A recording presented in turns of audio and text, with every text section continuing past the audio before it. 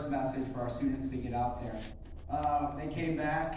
The boys stayed up till 2:30 in the morning watching VeggieTales. Yeah, I don't know why. So we get up early. We make sandwiches for the Schenectady City Mission, and that was one of my favorite parts. It went the sandwich making process went very quickly, but we didn't want the students to miss the impact that it was making. So we tried to go all out. Me and Cheryl Hill went to BJ's, and we got cookies to put in there, and granola bars, and chips, and the sandwich, and we walked out of there with 38 pounds of deli meat and turkey, and so it was really cool. But City Mission, if you don't know, they have a lot of construction going on right now. They're building playgrounds and apartments and so many things. So they couldn't have all our students come down. So I brought 2 students with me, and I got to deliver, and out comes this giant, and they call him Big Tim. He made me feel small. And he was a D1 basketball player. Mike Sicoscio kind of gave us some info on him, and he said he was a D1 scholarship player. He had the whole world in his hands until one day the bottom of his world fell out, and he found himself at the City Mission. And he had these giant hands, and we're unpacking these bags, and he kind of pats them, and he pulls our 2 students close, and he goes, "I just want to thank you for these bags." He goes, "Because you don't understand, as being homeless, we don't get stuff like this."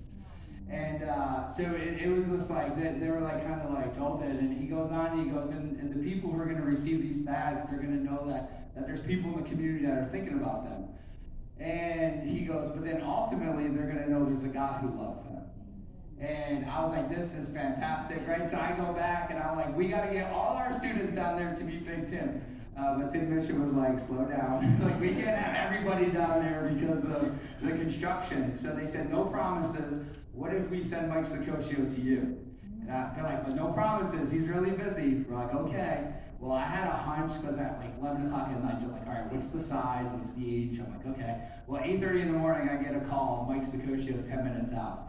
Right? So they're like half asleep, sleeping in chairs. I'm like, everybody up, get your invert shirts on. Right? Everybody to the fireplace room, and Mike Sicoscio walks in, and he's just blown away, because what I left out is when we were packing the bags into the van, one of the kids were like, why didn't we write like Bible verses on these bags, right? Good job, youth pastor.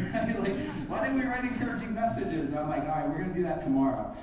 So Mike walks in, and he sees all these lunch bags that are about to be packed, and the kids were taking time writing scripture and stuff. And he just shares with the kids, he gives them some more info on Big Tim. But one of the things that stuck out to me, what Mike was saying, is like, go beyond invert. Like, you don't have to just do this because there's a cross on the building. Like, you can go to your classrooms, back to your sports. Like, you could bring the love of Jesus everywhere you go.